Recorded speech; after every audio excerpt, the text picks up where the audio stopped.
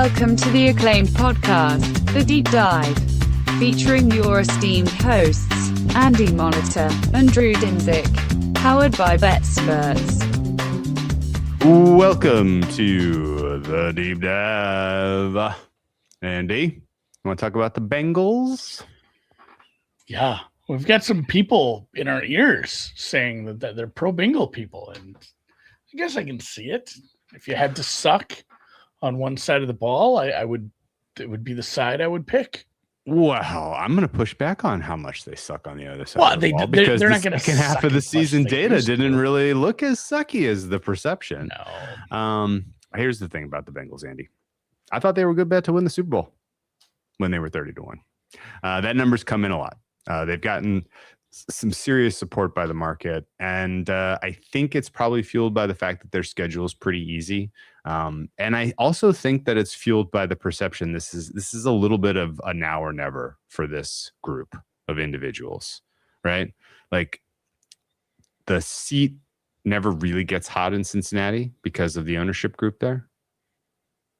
But I think the seat is hot. Marvin Lewis for an incredibly long time, where it's just like, you guys are stuck in neutral. Yeah, what if we gave him 4 more years? This is kind of it, though. Zac Taylor doesn't succeed this year with this group. If they have a healthy year, I think he's bye-bye. Duke Tobin, he's not even the GM, Andy. He's the de facto GM. So his seat is very, very not codified. Dan Pitcher, Al Golden, this entire coaching staff, I feel like, is a bit of a prove it year for them. If they, I think if you're ever going to get kind of an upside performance out of this group, it's now or never. And sometimes that type of pressure helps teams perform well because the coach goes into his bag and, really kind of grinds out the edges he needs to get you that extra win. Sometimes it helps you implode, right? Sometimes it goes sideways. It goes the other way. And I don't have a strong opinion about Zac Taylor and his status among the coaches in terms of bottom half, top half, even really. I definitely think that the fact that you have high confidence in your quarterback, you have high confidence in your weapons in the passing game, and you've cut down on the variance on those two potentially hugely consequential categories, gives you the opportunity to hit a higher ceiling this year as a group overall. And it just kind of comes down to coaching and development, right? Yeah. Pressure makes diamonds. Pressure makes diamonds. Also crushed that miniature submarine.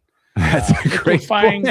Liquefying everyone inside of it. Let's talk a little bit more about the 2025 campaign. I don't want to spend a ton of time on this. The defense did lose in the season. It was kind of, hey, it's a pretty good offense, and especially early in the year. And I mean, 30th. I disagree. 29th against the run. I disagree. 31st against second down. Like, just you're painting so many bad numbers. I know, but you're painting the picture unfairly. The defense didn't lose them this season. It made it really difficult to win games. So if they were 6-11, you're not going to win. Here's the thing, Drew, and I understand your points, but you're not going to win close games with that defense. Just makes it incredibly hard. It was a poorly constructed defensive roster, an inexperienced defensive roster. But what lost you your season is that Joe Burrow got hurt in week 2. I know, but that's every year. Yeah, no, I know, but that was that specific. No, I mean that specifically. That's fair, but I don't know that. Yeah, I don't know that even if he was healthy the whole year, if they're able to overcome that, you see this with a few teams every year. And I think we're at a point, I mean, just fast forwarding to the end part here, I think we're at a point where it's not going to be like top 5 defense or top 5 offense, bottom 5 defense every year. I think the defense pulls itself up a little by the bootstraps and gets you to a spot where if Joe does stay healthy, finally, we're a contender. I think this is a contending team. I don't know, though. And there's some continuity. As much as, we're not like Zac Taylor guys. Year 8, by the way, for Zac Taylor.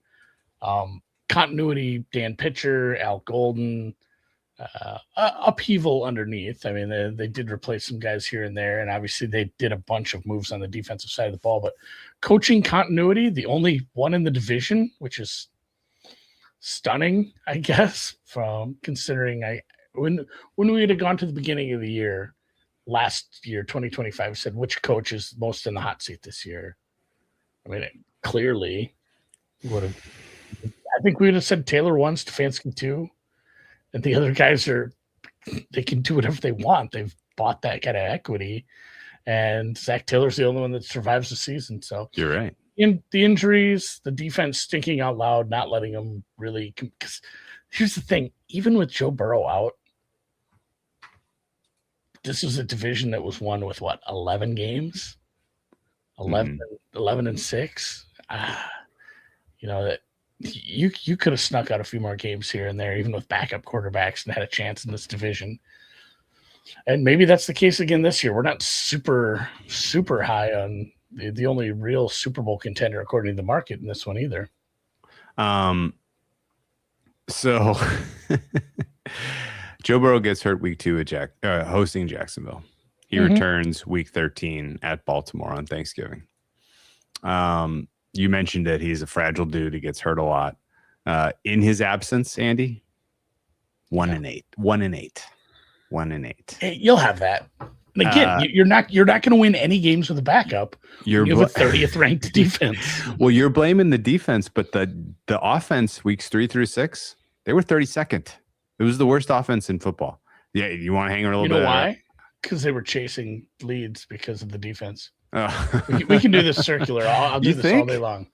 I have to look at those game states. Visa roundabout way, yes, but no, I'm just giving you a hard time now. I mean, they lost to the Broncos 28-3. Here's the thing. Let's agree to disagree. Okay. And they lost to the Jets, Andy, 39-38. I know, I remember that game. Let's agree to disagree and move on more to 2026 because this is a fun team. Yeah, and that's been a theme for 5 years. Joe Burrow misses some games. The defense is. I mean, when was the last time this defense was good? Probably their Super Bowl. Their Super Bowl run. You had when they had the good safety duo. You had the good safety. I was just gonna say you had 2 good safeties. You had some decent pass rush. Then, yeah, halfway decent pass rush. So, real quick offseason, as we mentioned, retained most of the top end of the coaching staff. Brought in some other. Sean Desai. Remember him? I think he was an Eagles. Maybe an Eagles DC. He's a senior defensive assistant on this team now. Davis Cutter is your assistant wide receivers coach. Where do you know that name from, Drew? Davis Cutter. I don't. Cutter. Yeah. Where do I know it from? It's Dirk Cutter's son. Jeez. Of Tampa Bay fame. Nepotism. Yeah, this happens. This happens every year. Nepo baby. Hey, here's a guy. Cutter, Nepo baby. Didn't have that on my radar. Yeah, here's a guy whose dad had the same last name as him and is on a team now. But, yeah, not a lot else to say about the offseason stuff. But the Dexter Lawrence trade, I suppose, is your biggest offseason move in from the New York Giants for your 2026 first-round pick. This is your defensive. It's a rebuild. I mean, I think you still got a little ways to go, but it's a nice piece to anchor around. I guess I've always had the opinion that depending on what you feel like you're going to get for your first-round pick, I love a team who says, we've evaluated the players that we need and that we can get with the pick we have, and we'd rather have someone we know is good, rather than sometimes draft picks don't work out. And then everything downstream of in the defense does kind of depend on how he plays. Hopefully he plays well because they did bring in some other pieces. Jonathan Allen, free agent. A lot of interior, in fact. Boye Mafe, I'm not sure if we've ever gotten his 100% how to say his name right, but that was another. Seattle jettisoned a few guys just because that's what happens when you have a really good defense. You can't keep everybody.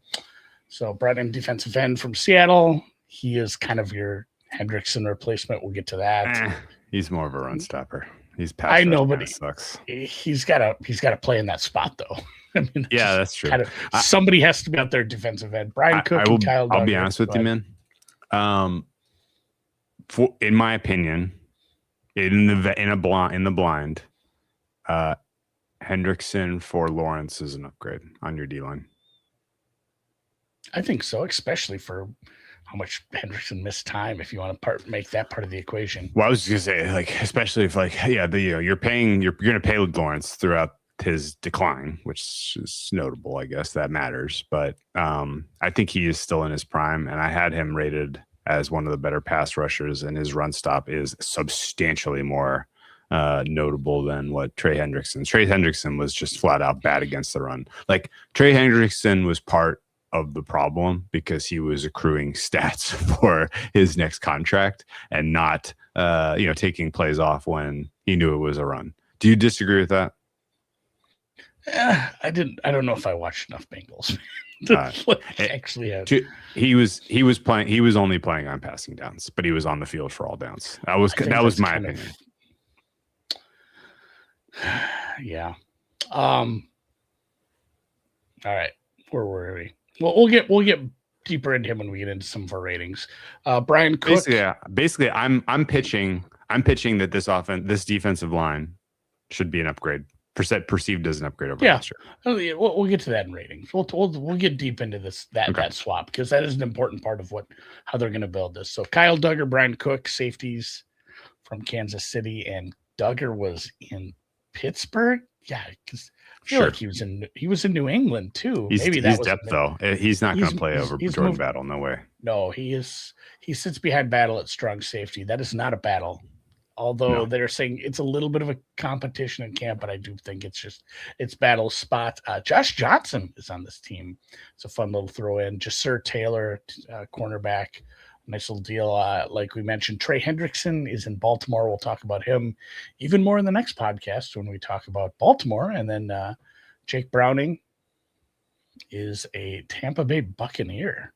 And then Joseph Asai is off this team too, which is another rotational rusher that it's like, well, you weren't going to pay him what he was going to get with, I believe, the Jets. So that's fine too. You re-signed Orlando Brown. He stinks. Apologies to his family. He's a rotational guy. You brought in the draft. You did not have a first-round pick. It was Dexter Lawrence. You drafted an edge, Cassius Howell from A&M, the Aggie. He's immediately into your pass rush rotation no matter what. But as of right now, with Shamar Stewart out for a few weeks with a hyperextended knee and BJ Hill on a managed workload, Howell is probably taking a bigger role right now in camp, and that's who knows how long that lasts. We got to see if the Shamar Stewart stuff leaks into the season or not. Same thing with Hill. Running back a cornerback, Takario Davis from Washington, outside corner depth in the third round. A center. A C is for center, Andy. In the fourth round, kind of a developmental guy. Sixth round, they took another offensive lineman, Brian Parker, another wide receiver in the fourth, Colby Young. He's listed on the left side, right behind Jamar Chase, which we'll get to the depth of the wide receiver room eventually as well. And then a tight end and a defensive tackle in the seventh round, late round depth at positions that were already addressed in free agency, like defensive tackle, which between edge in the second round, some depth later on, and some of the free agents, they really did kind of shore up the secondary and the front three, however you want to place it. The front, the spot they missed a little bit because you can't fix everything at once is probably that linebacker room. We'll talk about that for sure because that's very much reflected in how I had to do some of my ratings because it matters. Okay. Miss anybody, or I think that's about it. No, I think I just want to. We are at 14 minutes and change. We usually would now pivot towards ratings, right? That's because I want to talk about this defense for a long time. Should we do that right now? Or do we want to? We can start with offense or whatever you want to talk about. Let's just go right to the ratings then. Let's get there. Yeah, man. Let's spend some time on the defense because I think we have to. I think we've been spending too much time in 2025. We're trying to help people get ready. When we get to the defense, you're not going to believe what I'm going to do though. I'm going to go back to 2025. I'm going to split samples. I'm going to split samples like crazy. Just to take a quick time out. That's an incredibly difficult part of doing this modeling. The process of it is using, how much of that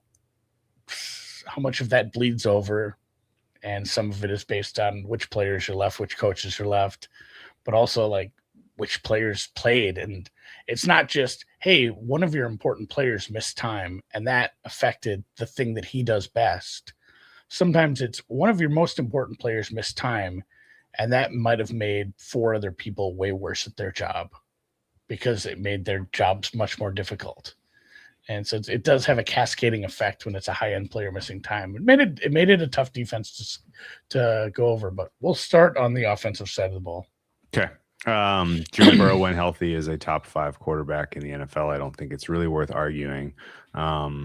Even with his issues last year, he put up comparable numbers to players that we rank in, consistently in the top 10. And over a larger sample, I have him, as one of the most efficient quarterbacks in football. He is a fragile dude, which is spooky. But I went with an 8.1 for QBOC, and I don't really have any heartburn over that. He seems like it seems like a solved entity in terms of fair rating when he's healthy. Yeah, I'm a little. I was at a 7.3. I think he's still ranked as like one of my top 5. I think I'm just kind of a little lower in general because I am grading the OCs a little heavier, I think, than you. And while pitcher's fine, does pitcher feel like more of a consequence of Burrow rather than Burrow a consequence of pitcher? Yes, he does. And anywhere you read from like camp reports about this team a bunch, they basically say like he built an offense that just features a lot of passing because he has Joe Burrow, and that's what makes it easy. Like he's hitting the easy button, which is, I'm viewing this as like a knock on the guy, but also honestly, we've used that as a positive before. We talked about that when, who was it? Roman first got to Baltimore, and it was like, well, he's just letting Lamar do the stuff he's really good at. What the fuck's wrong with that? Like, hey, do you want to have success? Play to people's strengths. So I'm a little lower on pitcher just as a offensive mind in general. And, the Zac Taylor is the guy who's putting it together as well. But I'm still at a 7.3. I think he's like my 5th best quarterback. Okay. All right. I think I have him 4th. Josh, Pat, Lamar? I have Josh and Lamar over him. I don't have Pat. And Pat's a weird one because of the injury. This isn't the injury and the and the current status of that system. I think you have to have a little bit of clear eyes about how to fairly rate the Chiefs heading into this season. No, Josh and Buffalo is my number 1. Yeah. Purdy plus Shanahan is my number 2. Ooh, that's hot. Why you think the head injury to Shanahan knocks him down a peg or 2? I mean, you have to take it into account. Okay. He'll be fine. I have them Jackson, but not 2. Yeah, Jackson's my number 3. Pretty much don't care about the Declan Doyle part of that equation. Burrow's my number 4, and then actually my rating for Burrow and Stafford plus McVay are equal. Are you shitting on Declan Doyle already? I'm not, but I'm not saying that he's not an additive factor to that. Very, very much not. Yeah. Put a couple of kids in a trench coat on the sidelines with the clipboard, and I'm still rating Lamar Jackson in the top 3. Is that Declan? I thought you were going to say I might assume that's Declan Doyle because I don't know what he looks like. Skill, I'm at a 6.3. Whoa. You got the best receiver in the league. You've got a very good one. I didn't love some of the Yoshivas stuff last year. Really? Because I bet on him a few times for some player props. I feel like maybe I'm just tilted by some drops he had because he was driving me nuts. I was more disappointed with T. Higgins at times. I thought he was one of the guys that exhaled when what's his name? When Burrow was out of the picture, T. Higgins exhaled a bit. Well, he was getting paid pretty decently, and now he definitely is. So T. Higgins, he's a step lower than he was a year or two ago. And then behind that, it is just garbaggio. I mean, it is really tough for the depth chart once you get behind those three guys. And like I said, I'm not super high on Yoshivas at this point as your slot guy. But yeah, behind those guys, you have Colby Young, the 4th rounder I just mentioned. Have you heard of Mitch Tinsley? First time hearing of him. Yeah, he is second on your depth chart right now. Charlie Jones is your slot. And then, it's funny because at tight end, it's a bunch of names I know. But then I go look, I'm like, I don't have great ratings on any of these guys. Sample Gesicki at this point. I used to. Eric All Jr., Tanner Hudson. It's like there's like 5 tight ends I know the names of. Caddis, because I was reading the injury reports. But yeah, that and then Chase Brown, Samaj Perine, Taj Brooks as your running back group. It's a little thin there. So it's basically, if it was only Jamar Chase out there, I would make this skill group a 6. Adding... and I'm making it a 6.3. I like Chase Brown. Chase Brown can he is underappreciated for his contributions to the passing game. And that's true. I'm a little bump in the catching. Yeah, as a my group, split goes for who's catching the balls. As a group, up there. This is my number 6 offensive unit. Or skill group. This is my 6th rated skill group, and I have them at a 6.7. Yeah, it's capped by your wide receiver 3/depth. Offensive line. Agree with that. We agreed here. Okay. We have the exact same rating for offensive line. Talk me through how you got there. Independently got there. This has only happened a couple times, but it's fun. But yeah, it's just Orlando Brown.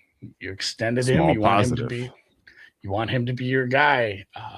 Amarius Mims in his 3rd year now. I like Mims. He is a positive on the right side. Ted Karras. Do not like. Is a reliable middle of the pack center who is not a negative. I don't believe. PU for me. Dalton Reisner is my PU. Okay, I have him as a minus, but not a PU. He's worse than Karras. I have Karras as serviceable, and then you actually have a rookie in that I mentioned that Connor Liu. He'll be developing behind Karras. Maybe he ends up playing this year. Let's get him out there. Let's give him a shot, guys. Give him a shot. No, we'll see him a little bit in camp, and then Dylan Fairchild at left guard, he was a 3rd rounder last year, and I have him as a pretty decent minus. Yeah, it's like, hey, you're starting a guy who you drafted on day 2 last year. We'll see. Yes. He is definitely both the guards are dragging this down. Color me worried. It's below average about the interior pressure when you're up against a team that has good DTs. A little bit. I think the tackles should be okay. The interior is going to be an issue, like you mentioned. Okay, so your number was 3.9er. 3.9. We were both 3.9. 3.9er in there. Okay. 6th offense overall, thanks to the Robusto number I gave to quarterback OC. 67th percentile offense. As long as Joe Burrow is out there walking around healthy, I think this is a must-respect unit. Don't know what to say if Joe Flacco takes 4th percentile. Okay. It is my fourth best offense.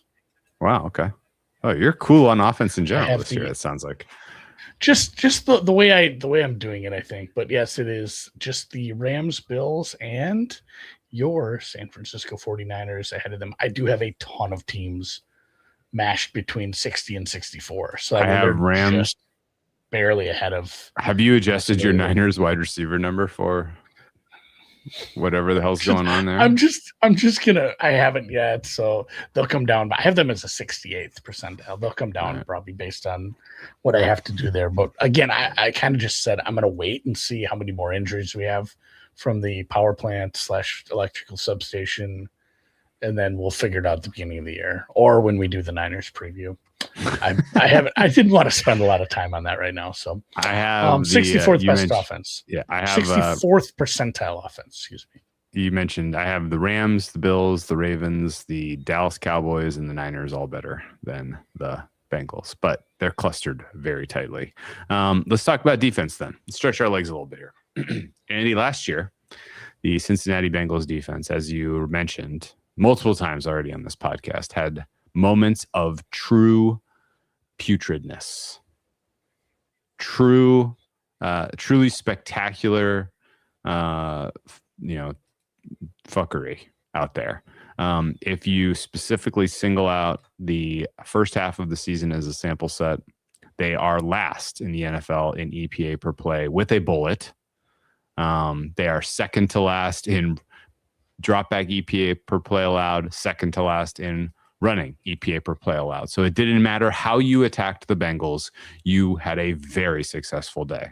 In fact, we just were going over some of the elite offenses in the NFL, Andy. It didn't matter which offense you were trotting out there. They looked like the number one offense in the NFL in terms of EPA, expected EPA on that day. So, and the worst part, you could really, and to the point of even maybe being worse than the Cowboys at times, you could really run on them. So if you did get a lead, you could just continue to run, and you're not getting the ball back to your offense, and it makes it very difficult to win some of those coin flip games. You ended up with 6 wins total, and yes, it was a struggle. And I respect the way it's kind of the opposite of their state mates, the Browns, who said, "Boy, we got to put everything into the offense we can, and maybe not fix quarterback, because that's just not our style. That's not something we do in this town. But our defense is fine. Let's fix the offense." It was kind of the same thing here. Like, hey, the offense is fine when we're healthy. Let's dump it into the defense. Let's get rid of the one guy who wants to get paid way too much, bring in a different guy who gets paid a lot, and then build around him. Okay, so here's the weird thing then. How do you go the first half of the season? This Bengals team defense was historically bad.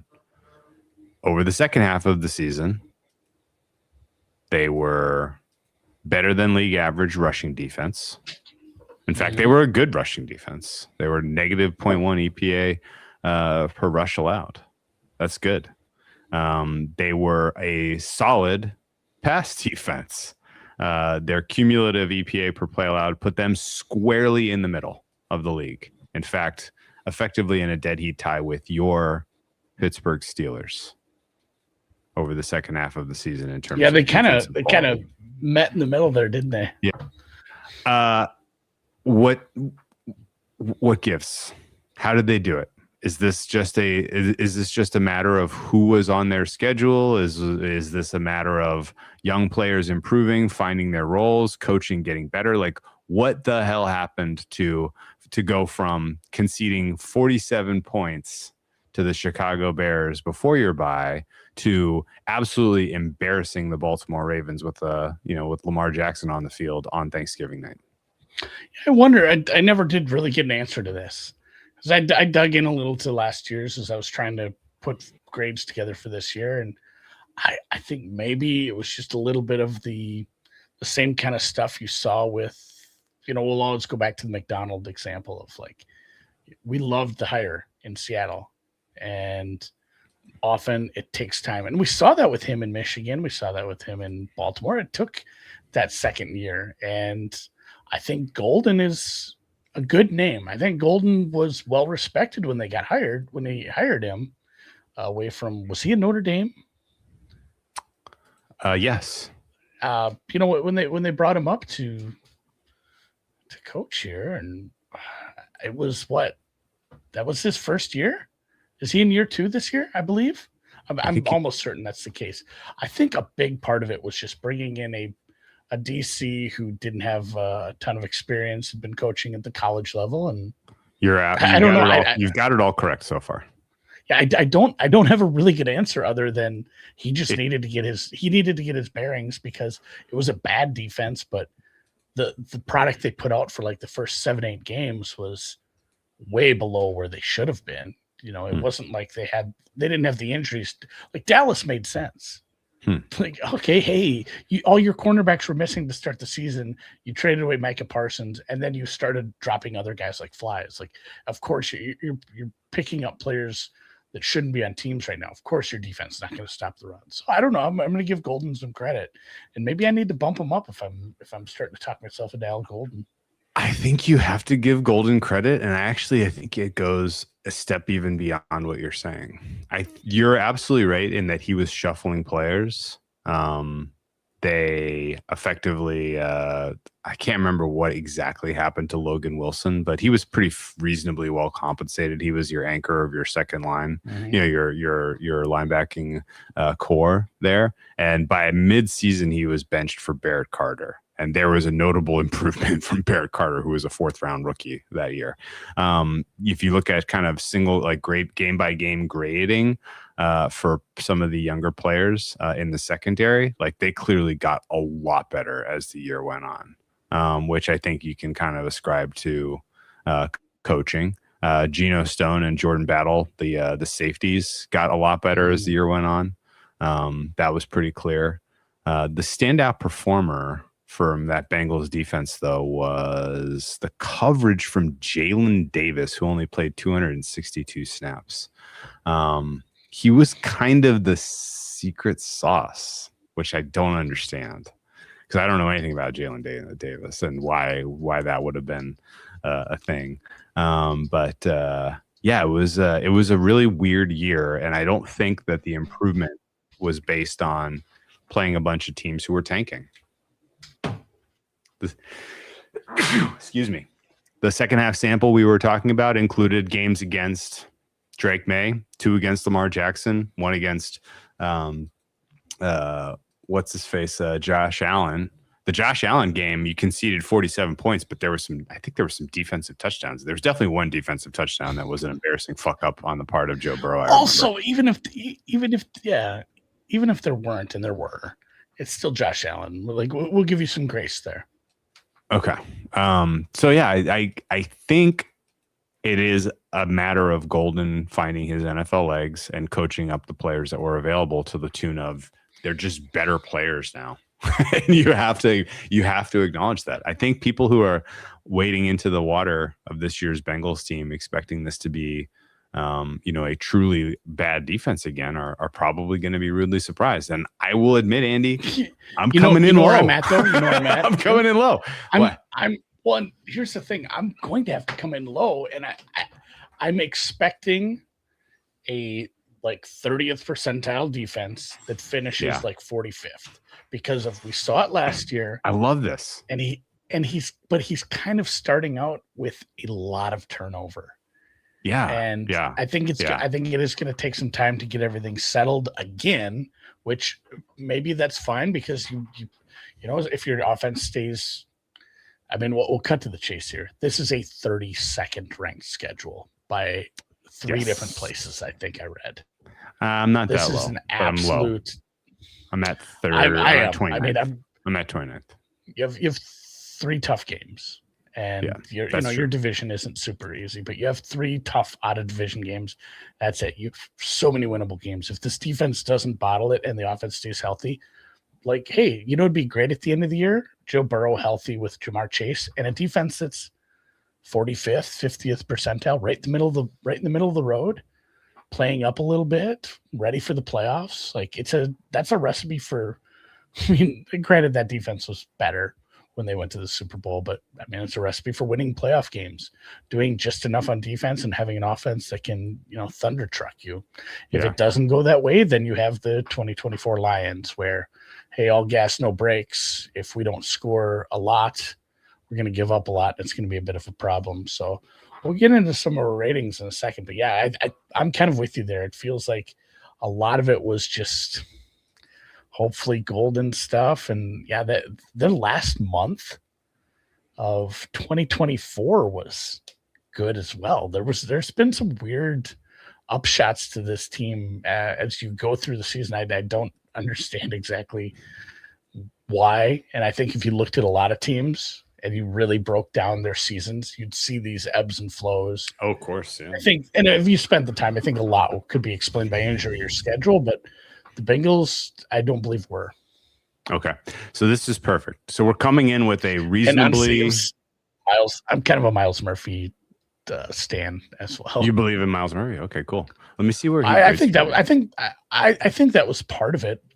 I mean, he's your best edge, period. In my opinion, he's a good edge, and he's got commitment to the run. So he's not just out there on passing downs doing his thing. He's working all the time. Yeah. I kind of want to be proven wrong that Dexter Lawrence is still a fucking monster. Yeah. So, and I did have an Al Golden quote from this. Like they asked him about what went wrong, and he said I think in a roundabout way, he said, I didn't know what I was doing, because he said we asked them to do more than we should have early on. Like he kind of put the blame on himself. He said he simplified things, and then you had young players starting to develop. The Murphy, DJ Turner finished pretty high in some coverage numbers. I like DJ Turner. Dax Hill improved. Your rookie linebackers. I like Dax Hill. I don't think your linebackers are good. I honestly, I really like Battle and Stone. Yeah, but Knight and Carter, not good, but they got better from a baseline that was, 3 stories down into the basement. And then you mentioned Jalen Davis in the slot. He was like a practice squad guy that they started playing him at nickel. He played well, and he was a big part of the second half improvement. All right, I slip of the tongue there. Stone's gone. I like Cook. I like Battle and Cook. Battle, I think, is an underrated safety. God, dude, he played 1,100 snaps last year. Really defense, really solid coverage rating from him. His run defense needs significant improvement, but that I think putting him next to Bryan Cook is good. All right, let's get to the brass tacks then. This is as low as I will ever be on the Cincinnati Bengals for the year 2026 defense. 3.9 for run stop, 3.7 for pass rush, 2.5 for coverage. Where you at? All right. I am scrolling up. I'm at a 2.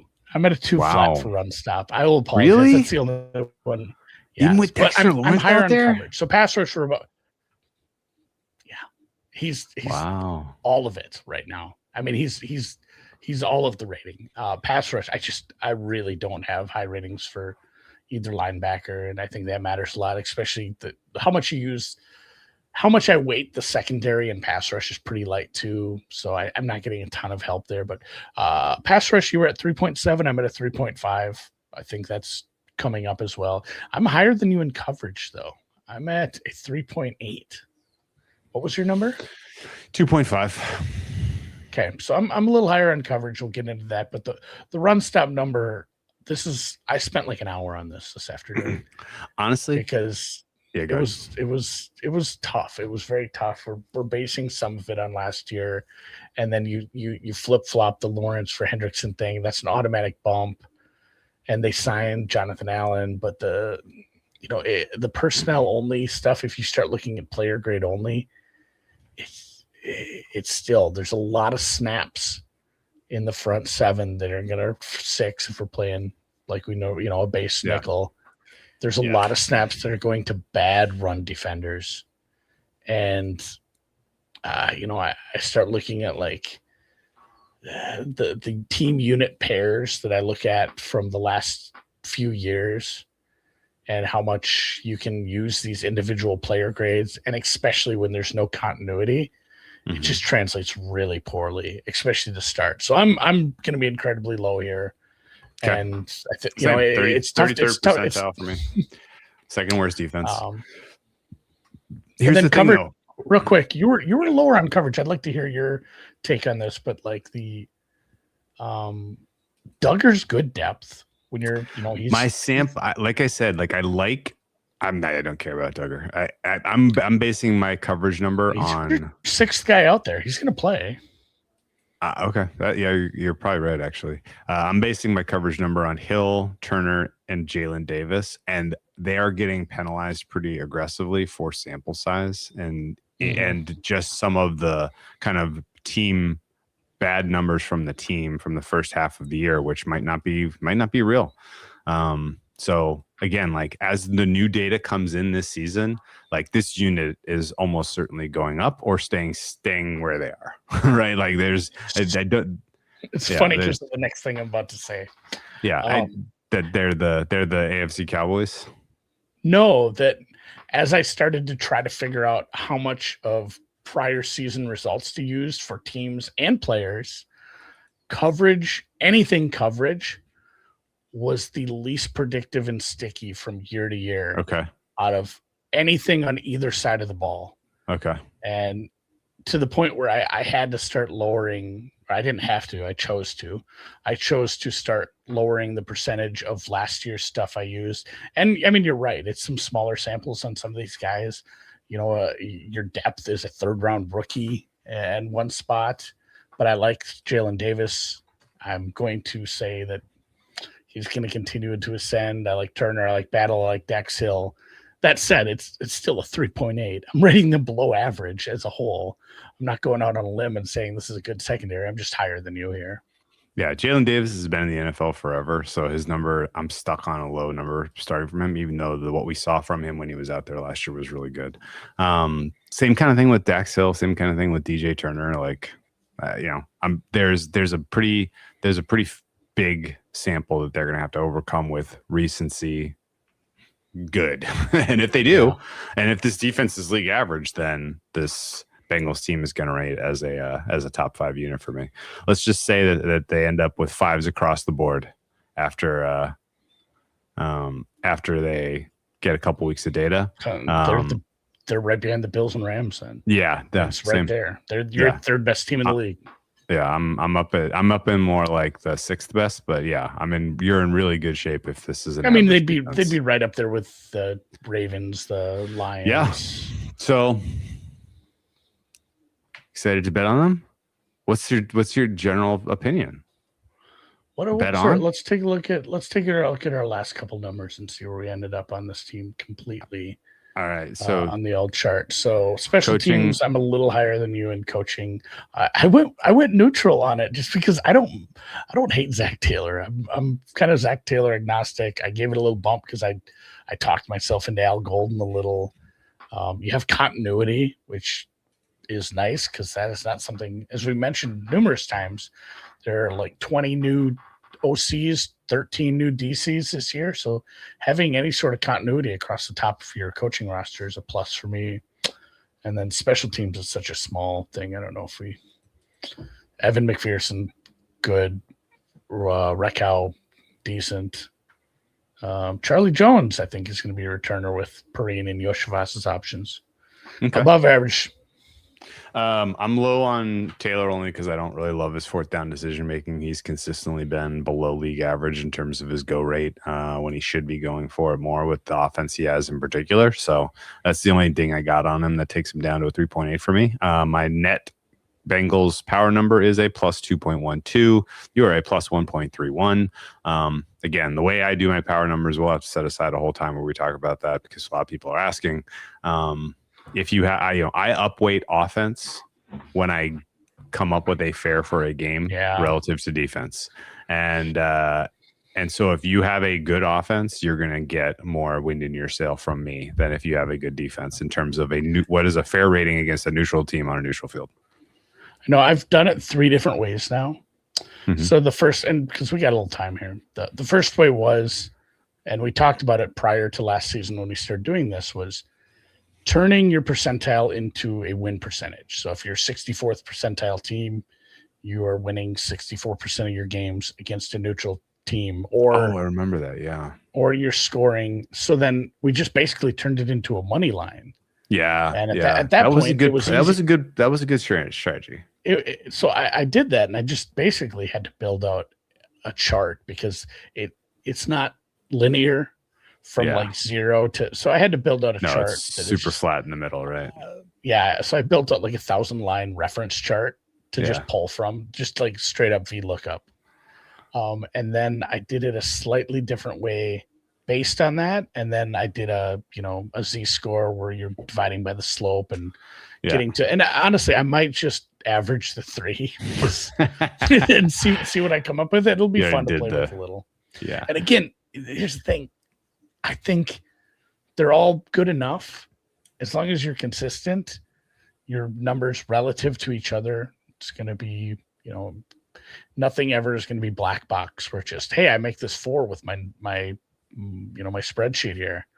It's 3. I should bet it. I don't think either of us does that where it's just like, hey, we're auto betting anything we show an edge on. It's just kind of a signal that, man, I need to figure out why. What's the rub here? Side? Yeah. All right. Well, for the most part, I'm carrying it forward in the same way I would, like when I would come up with a fare for a game, I'm doing it the same way, but I'm pretending their opponent is a 50-50, 50th percentile offense and 50th percentile defense. And then I'm coming up with, well, what is my expected score difference? And in this case, the Bengals, I would expect to score 2.1 more points, which is why they're a plus 2.1. That is good enough for 13th for me in the NFL. And it is over market. Market for the Bengals is a 1.56. Offense. What is your defensive percentile? I missed that part. 33rd. 32. So we're not too far off there. Yeah. And again, like only one way to go. Al Golden, take us up. In general, waking up and the Bengals being rated as a +4, +5 even is not out of the realm of possibility at all. If this defense turns out to be better than expected, if you have a player as good as Dexter Lawrence, I don't see why you shouldn't expect that. I don't know, man. Feels like a safe bet to be a Dexter Lawrence stan this year, at least. I think he's going to matter. Just want Burrow to stay healthy, for the love of Pete. I know. Let's look at the schedule. As you mentioned, it is easy. The Bengals play no one except their 2 games against Baltimore and a game against Houston. I guess later in the season, that matchup against the Chiefs, once you have kind an of idea a wild of healthy Mahomes, will be fun. Yeah. Yeah, and you get the New Year's Eve game against that's fun. New Year's Eve, Ravens, Bengals. Who needs a date and a kiss? I'm gonna watch Thursday Night Football. You do end, as a lot of these teams do, division.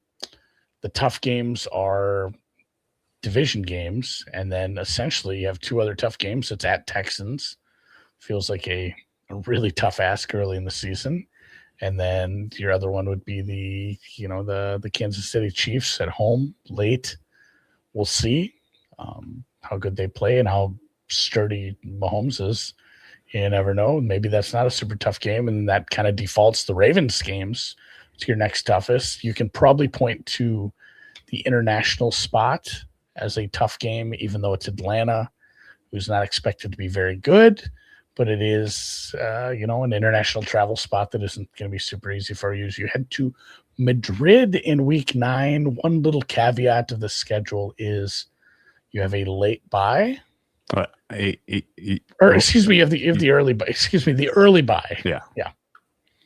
So, and then you got to play the Steelers coming off of their bye after you get home from your Madrid flight. Not ideal. Yeah. So you do get a few extra hours because it's at night, but yeah, 3 standalone games in a row: Atlanta in Madrid, Sunday Night Football at the hated Steelers, and then the Washington Commandos in primetime on Monday Night Football. You don't play another one until that New Year's game in Baltimore, at home versus Baltimore. Otherwise, a lot of 1:00 games, especially to start the season. A lot of winnable games early, even if that is a bit of a scheduled loss against Houston. Because let's talk about that game.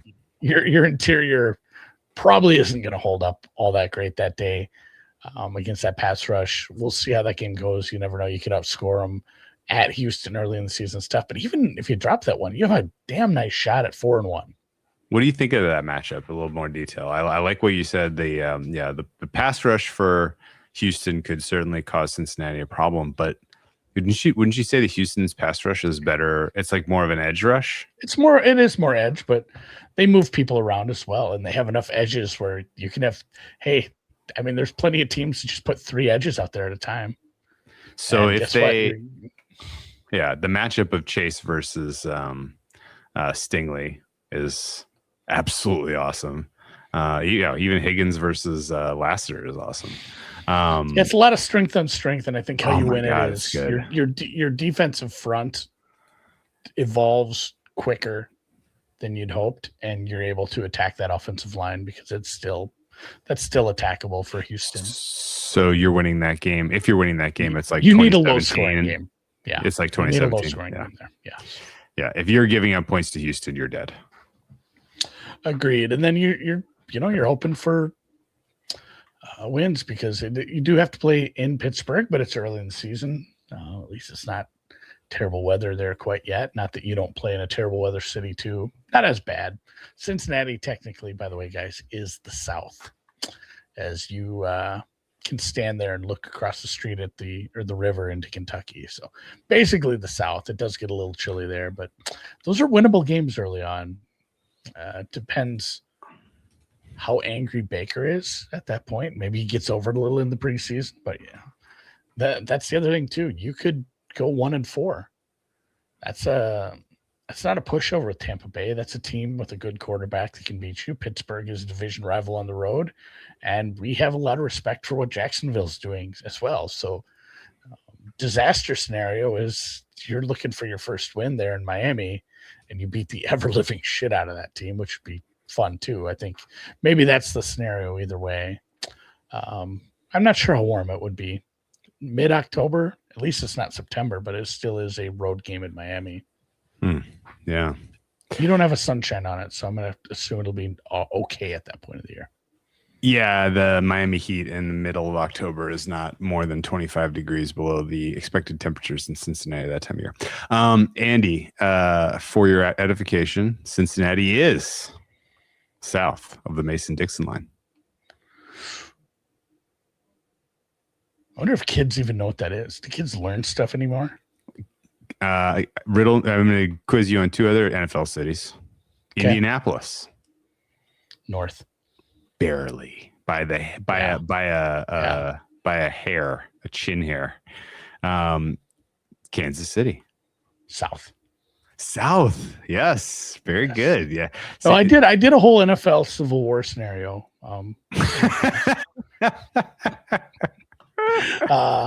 Again, it went poorly for the South, mostly because of having the NFC South. That was kind of what held them back there. Okay. Denver. Denver's probably south. People forget how far south Denver is. I think Denver's south. Trick question. It is on the Mason-Dixon line. The line. It is on the line. I think if you're going to go to the 3rd decimal point, it's north, but not by much. That's always one of my favorite trivia part. I live in southern Minnesota. Mm-hmm. I can get to Iowa in like 20 minutes if I really speed. For you people who are envisioning the state. But I am further north than Toronto. That's awesome. I don't have any more. I guess that's it for geography, guys. San Francisco, even though it's in Northern California, is south of the Mason-Dixon line.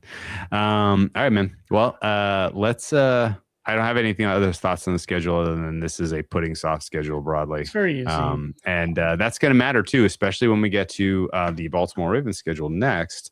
Again. Both the Ravens and the Bengals have significantly easier schedules than the Steelers because the Steelers got the number 1 schedule. But the number 2 teams that the Ravens drew are hard.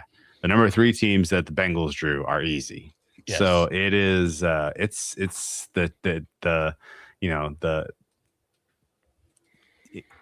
ingredients are not dubious, and they're all in the pot for the Bengals to set themselves up for a playoff appearance this year. And that Thursday night game in Week 17 could be if the Bengals overachieve, because right now they're still that's for the division. Second. Yeah, that could be for the division in primetime Week 17, or at least setting up. Hey, here's a scenario where Baltimore needs to win. Since it could be a de facto championship game. It's just a shame we've never had any good games between Cincinnati and Baltimore. It's a shame. Oh fuck, I'm excited for that one. Let me ask you this. Two teams that I have somewhat similarly power rated are the Texans and the Bengals. Mm-hmm. I don't know if you've caught wind of this, but the Texans are like a weird everybody's darling pick to be contrarian in the AFC. Have you caught wind of that? Yeah. A little bit. I'm not imagining that, am I? There's too many good AFC teams. There's too many good AFC quarterbacks for me to really buy that. So that was where I was going to ask you. If you had two similarly rated teams, like the Texans and the Bengals, to me, the Texans are a high floor team because their defense is just going to be good because they have so many good personnel is so outstanding. But the high ceiling team is the Bengals because this could be the best offense in football. Yeah, if Burrow could be the MVP, like that wouldn't shock anyone. Shouldn't shock anyone. So you're saying I have money and I got to spend it on an AFC? Well, yeah. Don't you swing? I mean, price. If the price is the same either way, you got to make a choice. Where are you going? I take it and I put on Denver. I'm excited to talk you off of Denver. I've already bet them. I don't give a shit. Really? Yeah, I bet. I mean, just like AFC and a few outlier prices. Okay, so you're like, I just think they have a long tail to the over because I don't think you need. I'm not sure you need like a really, really good quarterback to win up there. I think you have one of the smartest head coaches. We'll get to them. I think perception on Denver is a little bit backwards. People are like, oh God, that defense is best in the NFL. It's going to be so good again. I think the offense is probably more of the important part of the equation there. And I think it's good. I think it has scope to be very good, which is probably why you want to bet on Denver, if anything. I'm not going to talk you out of Denver, but I think I'm not going to talk you out of Denver. I don't think that the kind of current market perception is correct on Denver. And there's going to be a way to take advantage of that by playing like overs on Denver. Anyway, anywho, all right, man.